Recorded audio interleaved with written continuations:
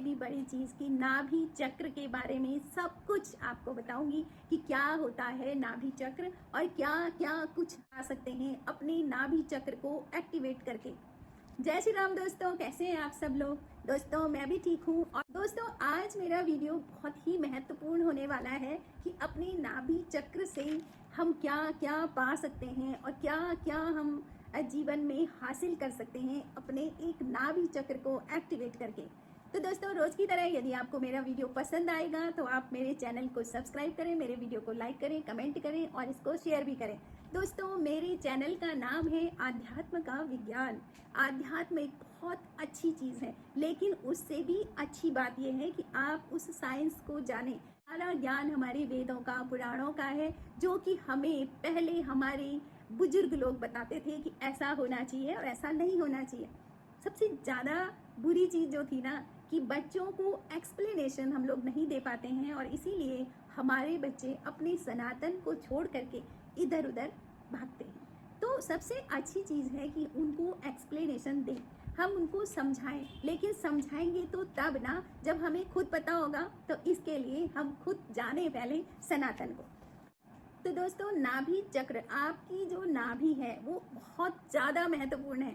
एक छोटी सी चीज़ मैं आपको बताऊं कि अगर आपके होंठ फट रहे हैं तो आपको कहा जाता है कि 2 बूंद तेल, ऑयल, सरसों का तेल आप अपनी नाभि में डालो तो आपके होंठ ठीक हो जाते हैं। अब वो ऑयल कहाँ से आपके होंठों तक पहुंच गया? तो दोस्तों जब बच्चा गर्भ में होता है तो नाभि से ही वो अपनी माँ से सब कुछ लेता है, खाना पीना, सोचना, है ना, देखना। जो माँ देखती है वही वो भी देखता है। तो सारी चीज़ें उसको नाभि से प्राप्त होती हैं। तो नाभि से सभी नाड़ियाँ हमारी जुड़ी हुई होती हैं। तो दोस्तों नाभि चक्र को अगर एक्टिवेट हो जाए ना तो वो कल्प वृक्ष के समान आपको फल देता है। नाभि चक्र को इच्छा पूर्ति चक्र भी कहते हैं, क्योंकि जब आप माँ के पेट में थे, गर्भ में थे, जब आपको भूख लगती थी तो आपको कहाँ से प्राप्त होता था? माँ से। आप बच्चे का कुछ खाने का मन होता है तो कहते हैं कि माँ का भी वही खाने का मन होता है। क्यों? क्योंकि आपकी इच्छा। तो आपकी इच्छा की पूर्ति कहाँ से हो रही है? माँ से। और कौन से रास्ते से? वो नाल जो होती है ना, नाभि से कनेक्ट होती है। तो नाभि चक्र इतना महत्वपूर्ण होता है। नाभि चक्र के जो देवता हैं वो भगवान विष्णु और माता लक्ष्मी हैं। दोनों देवता सात्विक हैं। और नाभि चक्र का जो तत्व है वो अग्नि है। अग्नि, और अग्नि किसको अपनी ओर आकर्षित करता है? जल को। अग्नि सबसे ज्यादा आकर्षित करता है तो जल को। आप सूर्य देवता को ही देख लो। सूर्य देवता हर घड़ी, हर क्षण, हर पल क्या कर रहे हैं? पृथ्वी से जल ले रहे हैं और उसी जल से वो फिर से अग्नि बना रहे हैं। तो अग्नि सबसे ज्यादा आकर्षित करती है जल को। तो इसी तरह से नाभि तत्व, नाभि का जो तत्व है, नाभि चक्र का जो तत्व है वो अग्नि है। नाभि चक्र का रंग पीला है तथा बीच में एक उल्टा त्रिभुज है। त्रिभुज का जो कोना है वो नीचे की ओर है और ऊपर की ओर ऐसे त्रिभुज बढ़ रहा है। इसका मतलब है कि ऊर्जा ऊपर की तरफ को जा रही है, यानी ऊर्ध्वगामी होनी चाहिए। जब भी ऊर्जा ऊपर की तरफ जाती है तो समझ लीजिए कि आपकी उन्नति हो रही है। नाभि चक्र में 10 पंखुड़ी वाला गुलाब है। इस गुलाब की जो पंखुड़ियां हैं वो 10 हैं। नाभि चक्र का जो पशु है वो भेड़ है। तो दोस्तों ये तो था सारा नाभि चक्र के बारे में। लेकिन नाभि चक्र मतलब जो हमारे बेस से, यानी कि मूलाधार चक्र, स्वादिष्ठान चक्र और नाभि चक्र, ये जो 3 चक्र हैं, ये तीनों चक्र जो गवर्न होते हैं वो दिमाग से गवर्न होते हैं। ये दिमाग से ही चलते हैं, समझ लो। ठीक है, तो दिमाग से इनका कनेक्शन होता है। लेकिन इसके बाद जो चक्र आता है वो आत्मा का होता है और आत्मा दिमाग से नहीं गवर्न होती है। तो दोस्तों नाभि चक्र को एक्टिवेट करना बहुत जरूरी है। और ये तब होता है जब पहले आपका मूलाधार चक्र एक्टिवेट होगा, फिर वो एनर्जी आएगी आपकी स्वादिष्ठान चक्र पर, फिर स्वादिष्ठान चक्र एक्टिवेट होगा और तब वो एनर्जी आपकी आएगी नाभि चक्र पर। दोस्तों यदि नाभि चक्र की ऊर्जा ब्लॉक हो जाए या बिगड़ जाए, ना बढ़े ना घटे और उतनी की उतनी ही रहे, तो फिर क्या होता है? देखो, सबसे पहली बात, रिश्तों में कड़वाहट आती है। रिश्तों से, आप नाभि से ही, आप अपने रिश्तों से, आप अपनी माँ से किससे जुड़े हो? नाभि से। आपकी माँ अपनी माँ से किससे जुड़ी थी? नाभि से ना। रिश्ते जो हैं अगर बिगड़ रहे हैं तो इसका मतलब आपका नाभि चक्र में ऊर्जा ब्लॉक हो रखी है। दूसरी बात, नाभि का जो तत्व है वो अग्नि है और नाभि के जो आसपास का हिस्सा है वो क्या है? पेट है और पैंक्रियाज है। ठीक है, तो डायबिटीज उसको हो सकती है जिसका नाभि चक्र एक्टिवेट ना हो। पेट के रोग हो सकते हैं, पाचन शक्ति कमजोर हो सकती है, क्योंकि जठराग्नि अग्नि कमजोर हो जाएगी ना। जो अग्नि है आपकी, वो नाभि चक्र का तत्व भी अग्नि है, तो अग्नि बिगड़ गई तो आपका पाचन शक्ति कमजोर हो गई। आप किडनी की परेशानी भी उनको हो सकती है जिनका नाभि चक्र एक्टिवेट ना हो। अगर आपका कोई फाइनेंस का काम है तो उसमें आपको घाटा हो जाएगा, आप कर्जे में डूब सकते हो यदि आपका नाभि चक्र एक्टिवेट नहीं है। जो पुरुष स्त्रियों की रिस्पेक्ट नहीं करते हैं तो उनका भी नाभि चक्र एक्टिवेट नहीं होता है और नाभि चक्र की ऊर्जा गिर जाती है, उनकी पाचन शक्ति कमजोर हो जाती है। जिन लोगों का नाभि चक्र एक्टिवेट नहीं होता है, जब वो भीड़ में चलते हैं ना तो अपने आप को बहुत असहज महसूस करते हैं। लोगों के साथ भीड़ भाड़ में उनको घबराहट होने लग जाती है। उनके ऊपर समस्याएं एक के बाद एक आती चली जाती हैं और कर्जा तो बढ़ेगा ही, और घर में क्लेश बढ़ने लगता है और सम्मान खत्म होता है, सब किसी को सम्मान नहीं मिलता है। तो इतना सब कुछ तब होता है जब नाभि चक्र आपका एक्टिवेट नहीं हो। और आप समझ सकते हो विज्ञान क्या है कि नाभि चक्र का तत्व है अग्नि, और भोजन का पाचन कौन करता है? जठराग्नि। पैंक्रियाज से ही सारे जूसेस सिक्रीट होते हैं जो कि पाचन में सहायक होते हैं। तो इसलिए नाभि चक्र का एक्टिवेट होना स्वास्थ्य के लिए भी बहुत ज़्यादा जरूरी है। अब आपको बताती हूँ मैं दोस्तों कि ये नाभि चक्र क्या है, ये भी जानना बहुत ज़रूरी है कि ये चक्र क्या है। तो ये तो मैंने आपको बताया कि बच्चा जब माँ के गर्भ में होता है तो नाभि से ही कनेक्ट होता है, नहीं नाल से ही उसको सारी चीज़ें मिलती हैं। तो नाभि चक्र इच्छा पूर्ति का चक्र है। अब ब्रह्मा जी कहाँ से उत्पन्न हुए? विष्णु जी के नाभि से, और तभी ब्रह्मा जी ने सृष्टि की उत्पत्ति की, और उसी सृष्टि में हम भी हैं। तो हम अपने नाभि चक्र से साक्षात विष्णु जी से भी कनेक्ट हो सकते हैं। अब दोस्तों अक्सर क्या होता है ना कि हम अपने जीवन की बागडोर दूसरों के हाथों से हटा के अपने हाथों में ले लें। हम अपने जीवन की बागडोर कभी किसी दूसरे के हाथ में ना दें, और ना ही कभी अपनी गलतियों का ठिकरा दूसरे के सर पर फोड़ दें।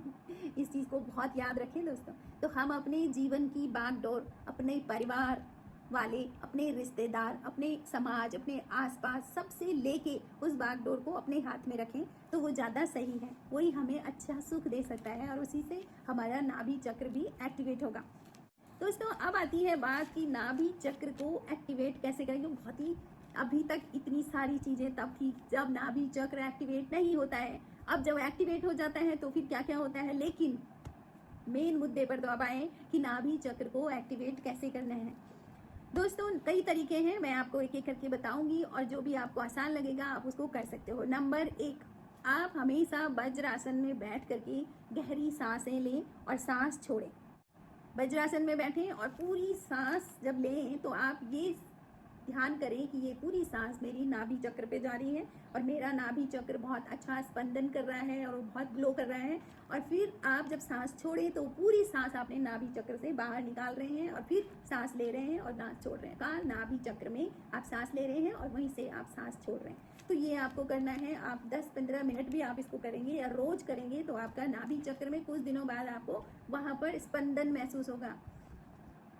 नंबर 2, आप कब थोड़ी देर शाम को, जैसे आपको थकान जब होती है या कहीं बाहर से आते हो तो थोड़ा सा नमक और गर्म गुनगुने पानी में नमक डाल करके अपने पैर थोड़ी देर के लिए नमक पानी में डुबो के रखें, तो उससे भी आपका नाभि चक्र एक्टिवेट होता है। दूसरा है दोस्तों नाभि चक्र के मंत्र द्वारा। नाभि चक्र का जो बीज मंत्र होता है वो होता है रम। तो आपने क्या करना है, अपनी अनामिका उंगली को नाभि पर लगा के पूरा ध्यान नाभि में रखे आपने इस मंत्र का जाप करना है, रम। इसके अलावा आप राम मंत्र का जाप भी कर सकते हो और इसके अलावा आप ओम मंत्र का भी जाप कर सकते हो। ये भी आपके नाभि चक्र को एक्टिवेट करता है। इसके अलावा एक बहुत ही आसान सा काम है जो आपको बैठना भी नहीं है, आपको बिस्तर में लेटना है, बेड पर ही लेट करके अपनी इस अनामिका उंगली को अपनी नाभि पे लगा करके आपने रम शब्द का उच्चारण करना है और सांस लेनी है, रम, और फिर रम सांस छोड़नी है, रम सांस लेनी है। इस तरह से आपने इस शब्द का उच्चारण करना है, सांस लेनी है और सांस छोड़नी है। अगर इस काम को आप ब्रह्म मुहूर्त में करते हैं तो वो और भी ज़्यादा फायदे देगा, क्योंकि ब्रह्म मुहूर्त का अपना ही महत्व है। तो जब भी आपको समय लगे तो ज़्यादा अच्छा है कि या तो शाम के समय या रात को जब सोने जा रहे हो उससे पहले, या फिर सुबह उठ के आप ये काम करें। दोस्तों दोस्तों जब भी आप अपने नाभि चक्र को एक्टिवेशन के लिए कुछ भी काम कर रहे हो तो सबसे ज़्यादा महत्वपूर्ण चीज़ क्या है, आपने अपने शरीर की शुद्धि रखनी है, यानी कि आपने सात्विक भोजन करना है और अपनी दिनचर्या में ब्रह्मचर्य होना चाहिए, आपका ब्रह्मचर्य का पालन होना चाहिए और सात्विकता आपकी होनी चाहिए। तो जब आपका शरीर शुद्ध तो मंत्र भी शुद्ध हो जाएगा, तो इस बात का आपको बहुत ध्यान रखना है। इसके अलावा अगर हम प्राणायाम में देखें तो कपाल भाती प्राणायाम आपके नाभि चक्र को एक्टिवेट करता है। तो कपाल भाती प्राणायाम करें, कम से कम 20 मिनट 30 मिनट तक आप कपाल भाती प्राणायाम करते रहें, तो उससे भी आपका नाभि चक्र एक्टिवेट होता है, आपकी अग्नि प्रबल होती है, आपकी जठराग्नि भी बढ़ जाती है, आपकी पाचन क्षमता भी बढ़ जाती है। अब आते हैं दोस्तों, जब ये नाभि चक्र एक्टिवेट हो जाएगा तो फिर आपके भीतर क्या क्या चेंजेस आएंगे ये भी आप जान लो। जब आपका नाभि चक्र एक्टिवेट हो जाता है तो नंबर 1 आपको काम की धुन लग जाती है ना, आप इतने काम पर, अपने कर्म पर ध्यान देते हो, सोच आपकी सकारात्मक हो जाती है और आप समझ लो आप योगी बनते हो, योगी बनने का रास्ता है। तृष्णा, भय और ईर्ष्या वगैरह सारी चीज़ें आपके भीतर से निकल जाती हैं। आपका आत्मबल बढ़ जाता है, सिद्धियां प्राप्त होती हैं, अनिद्रा नहीं सताती आपको, कभी भी ऐसा नहीं होगा कि मुझे नींद नहीं आ रही है ना, तो भी बड़ी मुश्किल चीज़ है अगर आपको नींद आए तो। लेकिन अगर आपका नाभि चक्र एक्टिवेट है तो कभी आपको अनिद्रा नहीं आएगी, आनंद बढ़ेगा, आपका ज्ञान बढ़ेगा, आपका बुद्धि भी अच्छी होगी और आप स्वस्थ रहोगे। अब दोस्तों एक बहुत ही महत्वपूर्ण जानकारी कि किन कर्मों के कारण, वो कौन से कर्म हैं जब आप करते हो तो आपका नाभि चक्र ब्लॉक हो जाता है। तो दोस्तों उसके लिए यदि आपने कभी किसी को नीचा दिखाया हो, बहुत होता है ना कि आदमी अपने आप को ऊपर उठाने के लिए दूसरे को नीचा दिखाता है, लेकिन यदि आपने कभी किसी को नीचा दिखाया है और उसकी वजह से वो जो दूसरा है वो अपने आप पर भी विश्वास करना उसने छोड़ दिया हो, यानी कि उसे अपनी क्षमताओं पर भी शक होने लगे, तो इतना बुरा कर्म अगर आपने करा है तो आपका नाभि चक्र एक्टिवेट नहीं होगा, उसकी एनर्जी ब्लॉक हो जाएगी, फिर आप कुछ भी कर लो। दूसरा, यदि आपने किसी का कॉन्फिडेंस कम किया हो, है ना, कोई अच्छा कॉन्फिडेंस रख रहा हो किसी काम में और आप उसका कॉन्फिडेंस गिरा रहे हो, उसको कुछ कुछ उल्टा उल्टा बोल करके, तो इससे भी आपका नाभि चक्र की ऊर्जा ब्लॉक हो जाती है। यदि आपने किसी को सताया है तो इससे भी आपका नाभि चक्र की ऊर्जा ब्लॉक हो जाती है, क्योंकि कर्म का सिद्धांत तो काम करता ही है। तो इसीलिए दोस्तों बहुत ध्यान से अपने कर्म को करें और सिर्फ कर्म पर ही ध्यान रखें। भगवान ने कहा है कि तेरा अधिकार कर्म पर है, कर्म के फल पर भी नहीं है। तो इसलिए मस्त रहें, खुश रहें, अपने कर्म पर ध्यान दें और आध्यात्म में अपने चक्रास पर ध्यान दें। पूरे 24 घंटे में अगर आप आधा घंटा या 1 घंटा भी आप अपने लिए देते हैं और अपने भीतर की यात्रा पर रहते हो तो आप समझ लो कि जीवन भर आप आनंद में रहते हो, क्योंकि संसार नाशवान है और जगत मिथ्या है और सच हमारे राम है। तो इसलिए आप अपने नाभि चक्र को एक्टिवेट करें। दोस्तों मैंने जहाँ तक हो सके इसके बारे में सब कुछ बताने की कोशिश की है, लेकिन अभी भी अगर कुछ छूट गया हो या आपके कोई प्रश्न हो तो आप अपने प्रश्न कर सकते हैं। और दोस्तों इससे भी बड़ी बात कि आपको वीडियो कैसे लगा ये ज़रूर लिखें और कमेंट में जय श्री राम लिखें, क्योंकि राम हमारी ऊर्जा है और जब मैं जय श्री राम पढ़ती हूँ तो मेरी ऊर्जा कई गुना बढ़ जाती है।